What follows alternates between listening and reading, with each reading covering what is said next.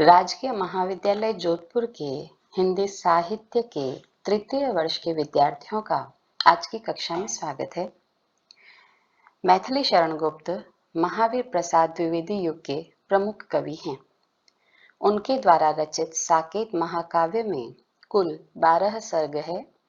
ऐसा माना जाता है कि रविंद्रनाथ टैगोर का लेख काव्य की उपेक्षिताएं और महावीर प्रसाद द्विवेदी द्वारा 1908 ईस्वी में सरस्वती पत्रिका में भुजंग भूषण भट्टाचार्य नाम से प्रकाशित लेख कवियों की उर्मिला विषयक उदासीनता से प्रेरित होकर गुप्त जी ने साकेत की रचना की।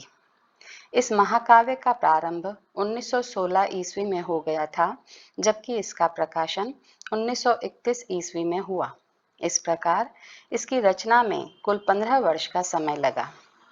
इस प्रबंध काव्य में सबसे बड़ा और महत्वपूर्ण सर्ग नवा सर्ग है, जिसमें लक्ष्मण की पत्नी उर्मिला के वियोग का वर्णन किया गया है।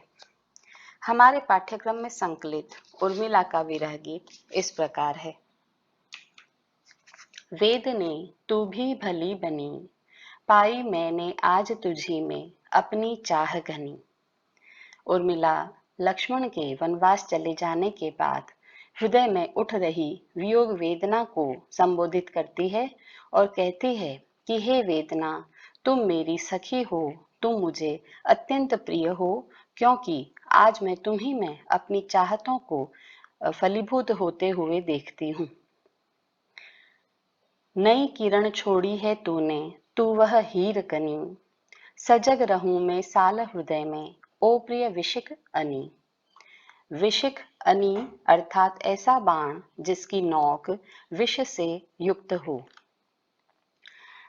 उर्मिला कहती है कि हे वेदना, तुम मेरे लिए तुम उस हीरे की तरह से हो जो कांति से युक्त होता है। कहा जाता है कि सच्चा हीरा सदैव ही अंधकार में भी अपनी चमक अपनी कांति से युक्त रहता है। तो जिस प्रकार सच्चा हीरा अंधेरे में कांति से युक्त प्रकाश से युक्त है, वैसे ही वेदना ने मेरे हृदय में इस लंबे विरह की अवस्था में भी एक आशा की किरण को छेड़ रखा है। निरंतर वह मेरे हृदय में विषाक्त बाण के नोक की तरह से चुभती रहती है, जिसके परिणाम स्वरूप मैं निरंतर सजग बनी रहती हूँ।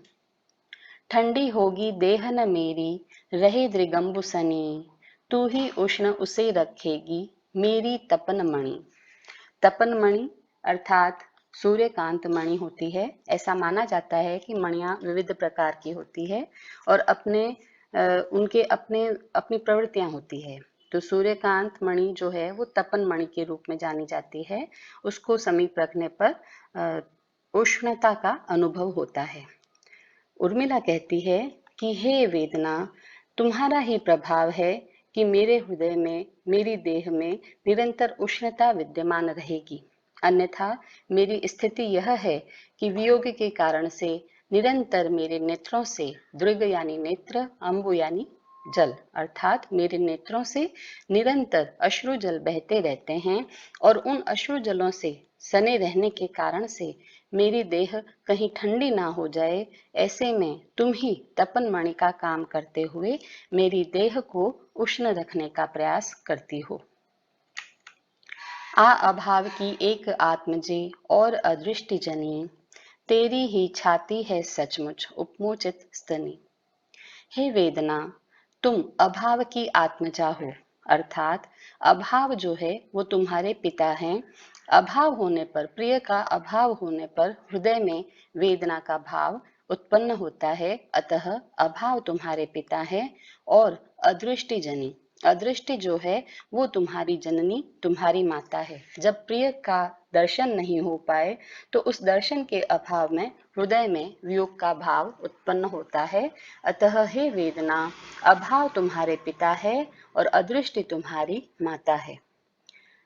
तुम्हारी जो छाती है वह सचमुच उपमोचित स्तनी, जिस प्रकार से माँ की छाती अपने संतान को नव जीवन देती है, वैसे ही तुम भी मुझे नव जीवन देती हो, क्योंकि विरह के प्रभाव स्वरूप मेरे हृदय में अब कोई आशा शेष नहीं रह गई, लेकिन तुम्हारे प्रभाव स्वरूप ही आज प्रिय से मिलन का भाव हृदय में निरंतर बना रहता है। उनके विरह के कारण से हृदय में तुम मुझे निरंतर सालती रहती हो, सजग रहती हो, रखती हो। अतः तुम मेरे लिए माता तुल्य हो, जीवनदायिनी हो।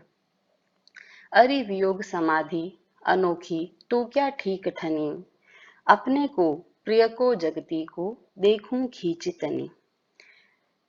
हे वेदना, तुम वियोग की समाधि हो, वियोग के प्रभाव स्वरूप तुम उत्पन्न हुई हो और तुम अपने आप में अनोखी हो।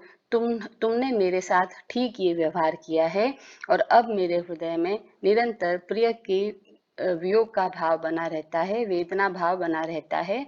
और परिणाम स्वरूप कभी मैं स्वयं को देखती हूँ तो कभी अपने हृदय में प्रिय के दर्शन करती हूँ और इस संसार से खींची तनी हूँ, अर्थात मन जो है वो विचलित रहता है प्रिय के अभाव के कारण से, लेकिन तुम्हारे कारण से आज मैं जीवित हूँ, मैं सजग हूँ। अतः हे वेदना, तुम मुझे अत्यंत प्रिय हो।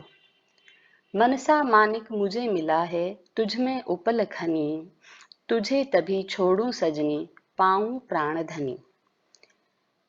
हे वेदना, उर्मिला कहती है कि तुम उपल खनी, पत्थरों की खान की तरह से हो।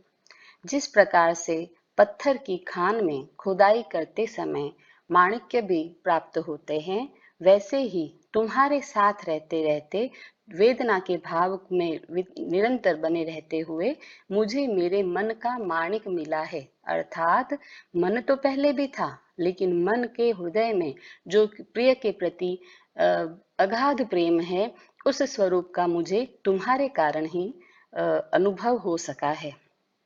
तुझे तभी छोड़ूं सजनी, पाऊं प्राण धनी। हे सजनी, हे सखी, अब तो तुम्हें मैं तभी छोड़ूंगी जब मैं अपने प्राण धनी श्री लक्ष्मण जी को प्राप्त कर लूंगी। अतः हे वेदना, प्रिय के वियोग में तुम निरंतर मेरी सखी बनी रहोगी और निरंतर ही मुझे सालते हुए मेरे हृदय के भावों को जागृत रखोगी, ऐसी मैं अपेक्षा करती हूँ और तुम्हें कभी नहीं छोड़ूंगी जब तक कि अपने प्रिय को प्राप्त नहीं कर लूं।